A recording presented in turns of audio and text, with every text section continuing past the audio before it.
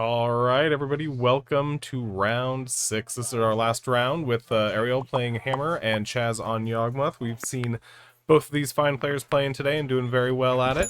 I'm curious to see if Chaz's main deck Fulminator Mage is going to make another appearance. That's pretty good into an Urza Saga, let's be honest. Yep, or get rid of an Yawgmoth. So I just went and counted. There could be 6 potential 4-2s going into top 8. And there's 4 matches that seem locked. Yeah. So that looks like...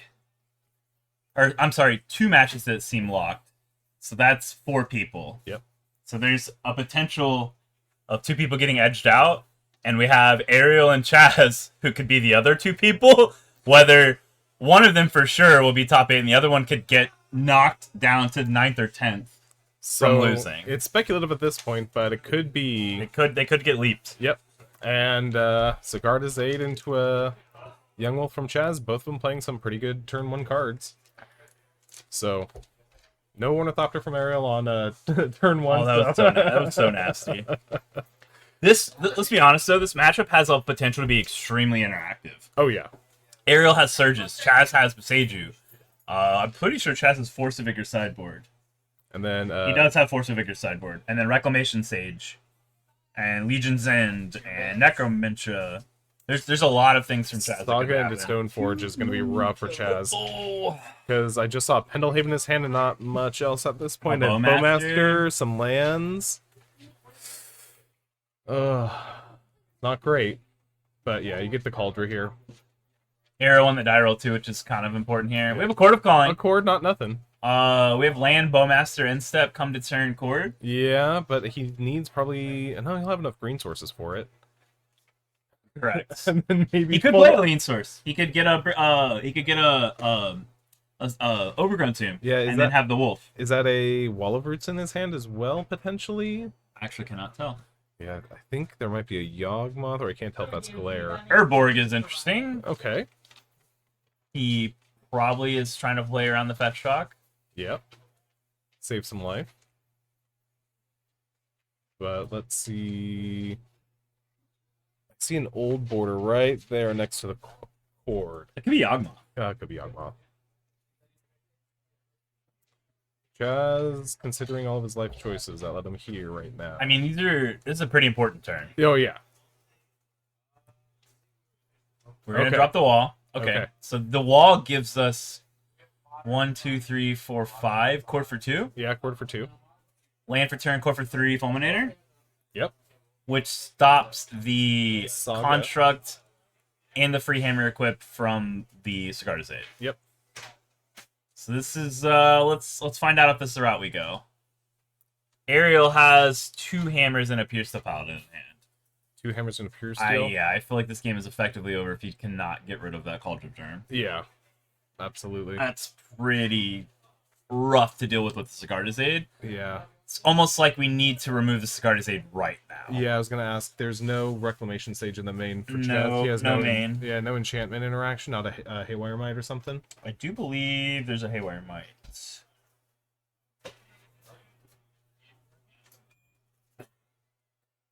Grist from Chaz. Grist is good, but not good enough. No. Yeah, no Haywire Might main board, unfortunately. Okay. Haywire main board would have been really good here. Yeah. To get rid of the Cauldron. Doesn't stop the hammer on Stoneforge, but we have blockers. Yeah. We do not have blockers for trample. Right. Unfortunately, this seems like a die roll loss. Had this come out, Chaz could have maybe had another land to Chord. Yeah, if he was a turn ahead. Yeah.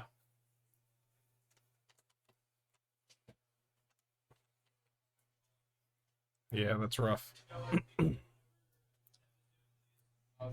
it is with that Cauldron, that exile clause too, so he doesn't even have he doesn't even chump get blockers. Oh, he gets a chump block, but the trample goes over regardless. Yeah. Oh, I mean, this is very much going to be a game too, because we're going to get Haywire Might and Reclamation Sage and Force of Vigors and the other Fulminator. Yeah. How many sages and mites does he have? 1 and 1. 1 and 1. On the flip side, Ariel gets Curse Totems, Solitudes, Surge of Salvation, and Marches. Those are all big heavy hitters. Yeah. Yeah, getting his first one would have been real good for Chaz. We're gonna make a mana. We're gonna fetch a hammer. It's gonna go directly onto that germ. Yep.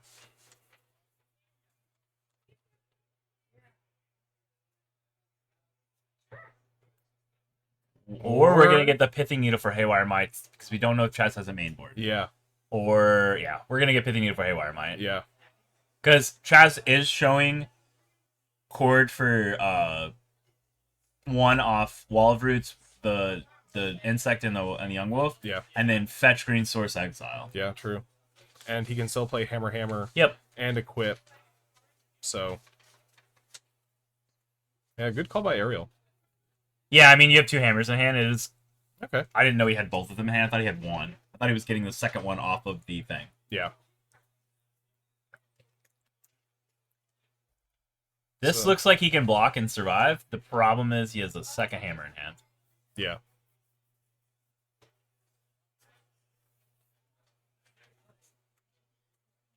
Yeah, Cigar Aid giving it flash.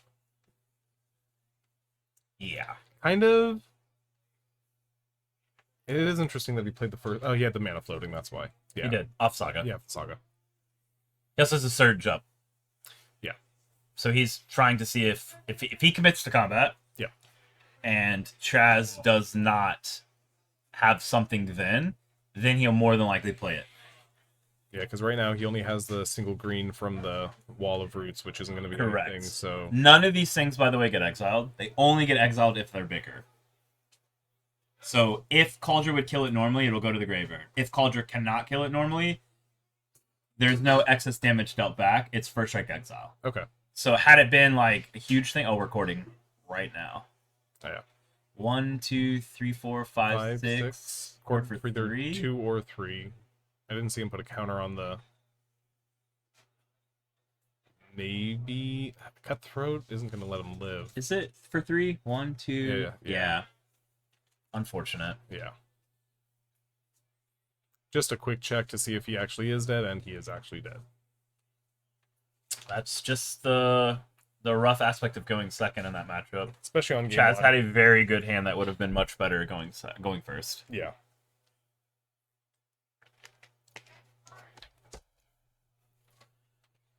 On the flip side here, Chaz lost to Brian Dorman and Ariel lost to Devin Fawn, meaning that Devin and Brian could have played for seeding, and they would still have both of them have a good chance at getting in. However, like Devin for sure with two draws or a loss would get in with 13 points. Because there's going to be a lot of 12-pointers. Yeah. Which means their breakers are really good. So if Chaz was to lose this, he should have good breakers, which means he should be a good 4-2. It's just really rough. Yeah, just the fact that there's the potential for... for... Ariel and Chaz are playing to see for high seed and the chance of getting knocked out. But, I mean, and that's magic. Yeah, Ariel being the combo player, he just needs a high seed. He does. He wants the combo. He wants the combo seat. Yeah.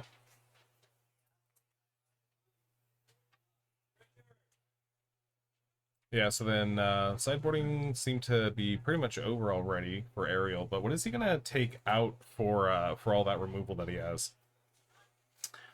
I don't know. You have some defensive spells, like Spell Pierce to stop Chord. You have Surge of Salvation to attempt to stop Yawgmoth or force it to activate again. You have March of Otherworldly Light for exiling the Undying creatures. Or Hapatra to stop, the loop.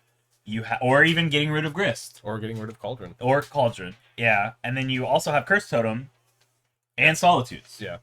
So I'm not sure what Ariel's taking out here. Like, Esper Sentinel's probably not as good. So there could be 3 Esper Sentinels taken out. Arguably the Ginger Brute. Because you have Shengrute Geist, you could core for Shengrute Geist who does have haste. Yeah. So if you set up a Ginger Brute line, you could just go get that and actually block. Yeah. So maybe the Ginger Brute. So there's 4 cards, 2 Solitude, 2 Curse Totem. I'm still wanting to put in 1 Pierce, 2 Surge, 2 March. And then we're looking at the rest of his deck, and I don't know. Yeah, that's a hard thing with these like really streamlined combo decks is sideboard slots have so many good heavy hitters, but you don't want to dilute your deck to the point where you just don't have your combo anymore. Correct. Heretic, I'm sure Chaz would be very, very, very happy that you said that. He loves his tattoos quite a bit. He's a good guy. Yeah. On the other side of Chaz, right, we're looking at probably Necromentia, Legions and Exiles or Destroys. I believe it's Exile. Because if it exiles, that might be an option too to get rid of Cauldron. Yeah. Maybe Spike Feeder. Maybe we're gonna go the Infinite Life route. But there is that Yawgmoth still there. That's true. But we're also Beseiju Fulminator deck. True. We're also Haywire Might, Force of Vigor, Reclamation Sage, Fulminator Mage from Chaz. Those are for sure coming in. Yeah, so Yawgmoth and the Springleaf Drum is pretty strong. Yeah, pretty good opener for him. Yeah. And a Cauldron in Chaz's hand. Wall of Roots. Yep. Chord, Bowmaster, Cauldron. Pretty good hand. It's a Pierce still. It's a really good draw. Yeah. Does he have an Ornithopter? He does not. Ornithopter would have been an insane rip. Oh, yeah. Yeah, Ornithopter Plains, tap for 2 Pierce still Paladin. That's just a lot. Ornithopter just being a mox in this situation. Having to run 8 out without getting a immediate use out of it is going to be very rough for Ariel. Yeah. Chaz, we know he boarded in Haywire Might and the Reclamation Sage. It's happening. Yeah, and he has the Chord. Correct. So he can... So 1, 2, 3, 4, 5. Chord for 2. That's almost Rex Sage. Or a Chord for 1 and then... Chord for 1 and activate the Haywire Might. Yeah. I'm not sure if we're doing it that soon. No. There's no reason to. Yeah, I agree. I think what we're going to do is we're going to either play something and keep up 2 mana. Yeah. So that if we have a point where that Yawgmoth gets activated, Chaz is going to Bowmaster it. Yeah, I think he's just going to hold up Bowmaster, maybe Cauldron, and then hold up a Bowmaster. But, oh, he has a Rex Sage in hand, too. Here goes the mana. We're going to keep up 2 mana. We're going to Rex Sage the Aiden out. And then we have Wall Roots activate Black Source from Overgrown Tomb for the Yawgmoth if he activates it with the Bowmaster. Yep, there you go. Did we draw a Surge, though? Is there a Surge in Ariel's hand? No, I didn't see one.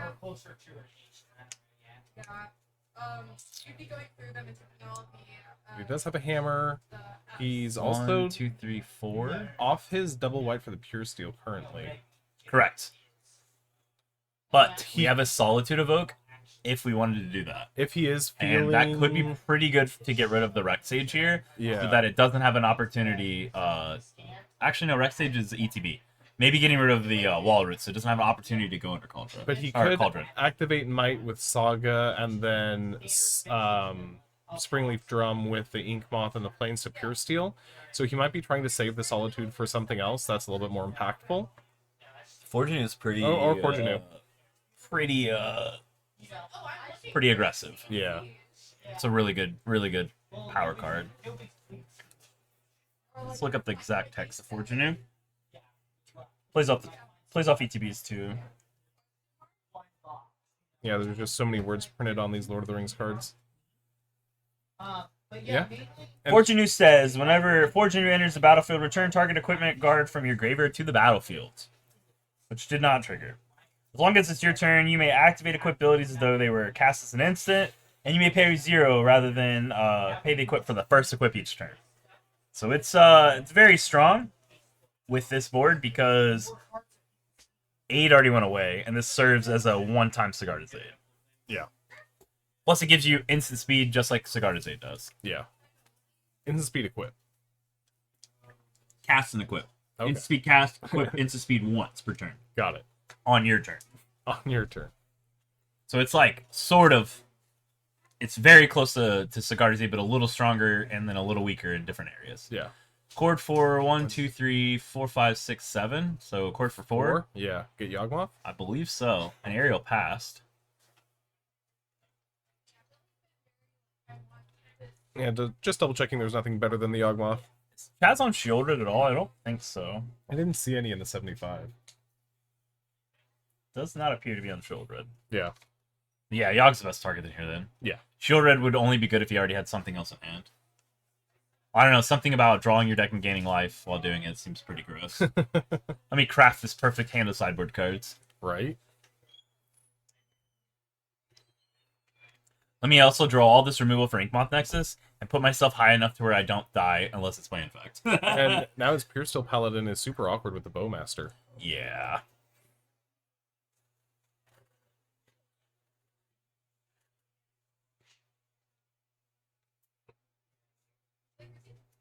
So you are not accurate by saying that. I repeated, as long as it's your turn, you may activate an equipment at instant speed, and then you pay 4. So it is instant speed. It's not cast, correct, but it is instant speed equipped, as long as it's your turn.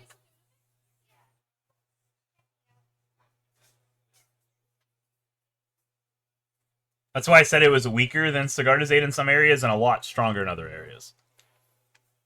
Yeah, and he's just pitching the Paladin here because that Bowmaster is going to start getting out of hand with the Paladin.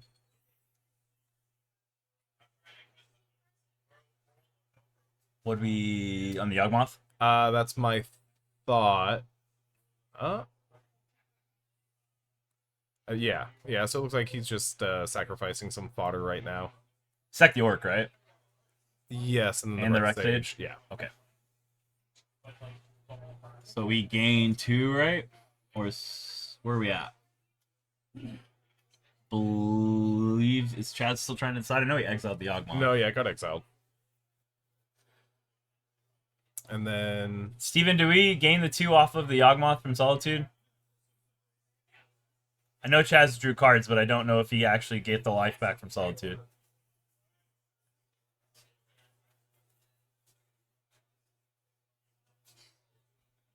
there we go. Yeah, we took the damage from the Yawgmoth and then we just didn't do the Solitude, so we're back to where we should be. Yep. We fetched a basic plains. We have a hammer in hand.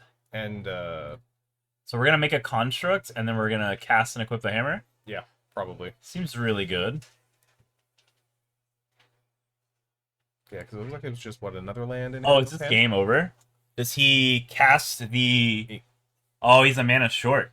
So he could tap the construct to cast hammer. Yeah. But he could activate Inkmoth and equip it. It would fall off. Right. He needed 1 more mana, and then he could have tap, cast, activate, equip, and then hit for 10 infect. Yeah. But for now, we're just gonna put it on the construct. I mean, it's a massive construct. What has he got? 1, 2, 12, 12, with the potential to grow next turn. Because Fortune is an enchantment. Yeah, but couldn't he? Or 13, 13, sorry. Yeah. Okay. Yeah. Springleaf Drum, Construct, Hammer, 3, and then 10. So 13, 13. He was a mana short from being able to do everything. To both cast the hammer and activate the Inkmoth. Inkmoth untapped. Untapped. Yeah, because the Inkmoth would have been tapped if he activated it. So gross. Yeah. I mean, still, he's happy with what he has. I don't know if he's happy. He's ahead, but he's contemplating if Chaz gets on tap whether or not he is dead. Yeah. Or is his hammer exiled to a Haywire Mine? True. So there's the Force of Vigor. That's pretty gross. Yeah, We're gonna that's gonna be probably hit the construct.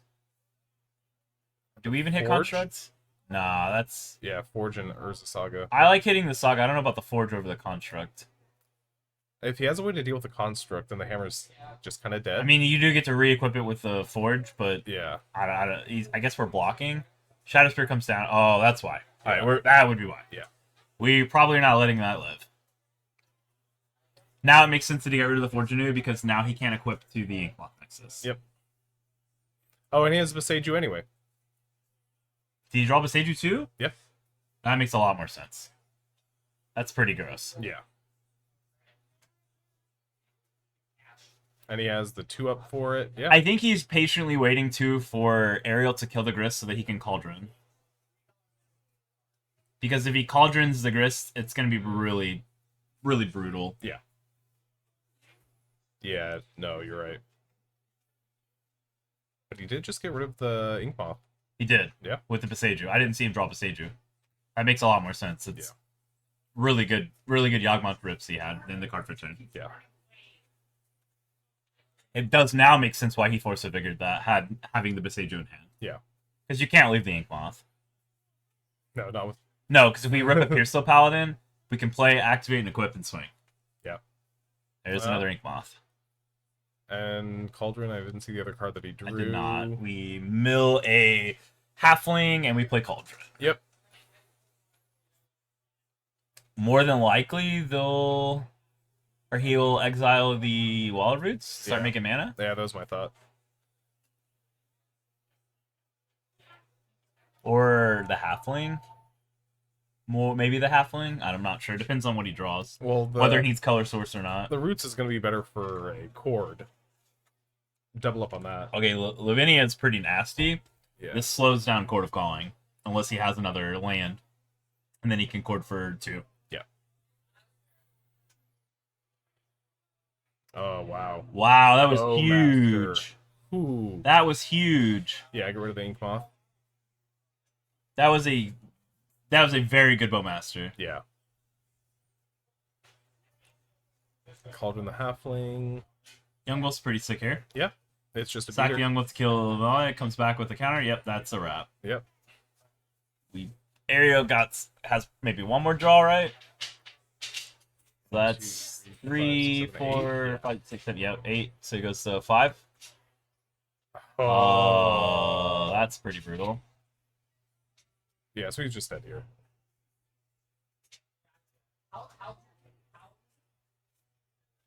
Oh, yeah. Insect Army, let's go. Yep. Wow. All right, this is going to be a tight game 3. That was a very good game 2. But this game 2 shows why sideboarding is so crazy for this matchup. Yeah. Rex Sage coming down. Yeah. Rex Sage into Force of Vigor and another Beseiju. Yeah. Beseiju was not sideboard, but It's still. Rex Sage and Force of Vigor were both pretty good there. Yeah. Just picked up. You also seen Lavinia out of Aerial, which slows down Court of Calling. Had he seen that earlier, it could have played differently. Yeah. Because Chaz was stuck on, a little bit of lands for a little bit. He was a little pinched on mana. And looks like Chaz is taking a rest. Chaz says, I have to use the bathroom so I can properly think. Come down from all the excitement. He's rocking the Kakashi I gave him. Meanwhile, he's wearing a Naruto headband. Oh, Chaz. Yeah, so far we've had some pretty diverse decks across the stream. We have. We've had a few repeats, but I would rather watch people that have to win in. Yep. Nothing against Nick Medina and Emilio, because that was about to be a really good match too. But this match has a lot more explosiveness. Yeah. Emilio, I'm not completely sure what he's playing. I think he's playing Cascade, but I know Nick is for sure playing Living In because he was on earlier. Right. And, it's nice having a hammer player. So much of this tournament was scam. So having something... Gil decided to not be here today. He would maybe on Hammer. Gil is a San Diego Hammer player, just like Alec Pitzer, but Ariel came down from North. Yeah, good to represent. Yeah, I don't know if we spoke about the breakdown for this tournament, but we have 6 Scam players, 5 Murktide, 5 Rhinos, 3 Yawgmoth, 3 Merfolk.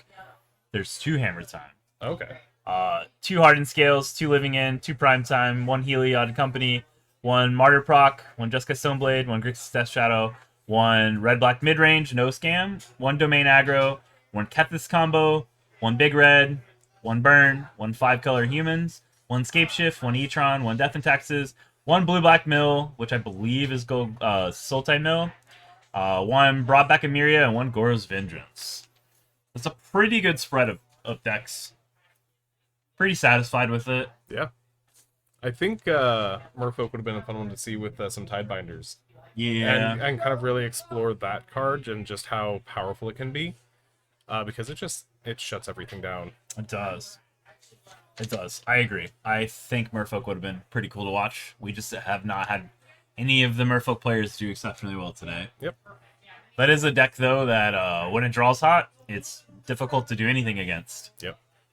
And it looks like Chaz having to go down to 5. It's pretty rough. Ariel looks like he has an Inkmoth Nexus, a Pierce Steel Paladin, a Cigar de Zade, a Springleaf Drum. I think that's a Cauldra. I can't tell what... And then a Stoneforge Mystic. I cannot tell what the middle, second to last card is. Oh, yeah. It looks like it might be with the legendary border there. Is it Forgenu? Might be Forgenu. Is Forge a new legendary? No, I don't think so. No, because his Forge New is extended art shirts foil. Yeah. Is it Dranath Magistrate? Is it Dranath out of the sideboard? I cannot tell. I guess we'll have to wait till he plays this card. Yeah, we'll find out shortly. Chaz having an acceptable 5. Bowmaster, pretty good. Did well from last game. Alright. No terminal play is kind of rough. But I'm probably inclined to go Yawgmoth, Tutor, play Aid off the Stoneforge. If I'm Ariel. Because what it does is it gives you Stoneforge and Sigarda's Aid pressure, and they have to answer one or the other. Yeah. And I think because we have a Pierce still in hand, we just get Cauldra. Yeah. Because if you get Cauldra and you force your opponent to Haywire Mine it, oh, he's just getting Hammer. Maybe it is Cauldra in hand. Yeah. Because if you get a Cauldra and you force your opponent to remove it, you have backup combo in your hand with 8. Yeah. Wall Roots is pretty sick.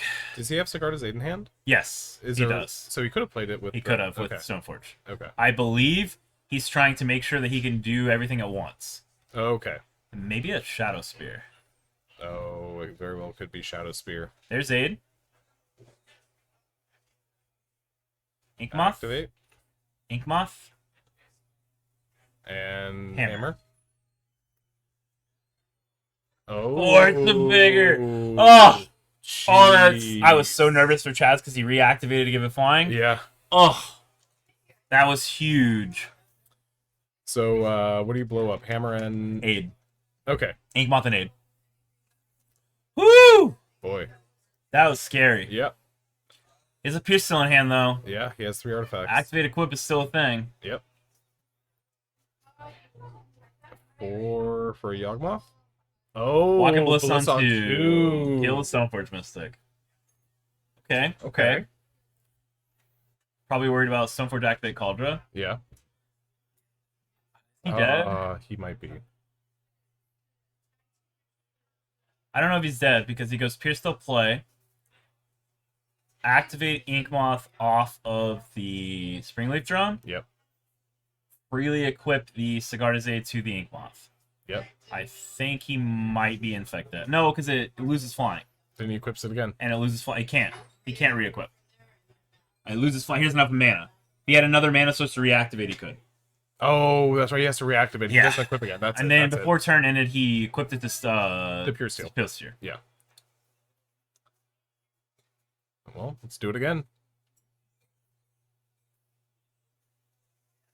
Oh. Oh. I mean, he can still block. He can still block. He's not dead. Yeah. Oh, reactivate to give it a fly. Yep. Dang. Wow. Dang. That's brutal. Very timely Bowmasters. Yeah, but the Surge. It's also very timely Force of Vigor. Yep.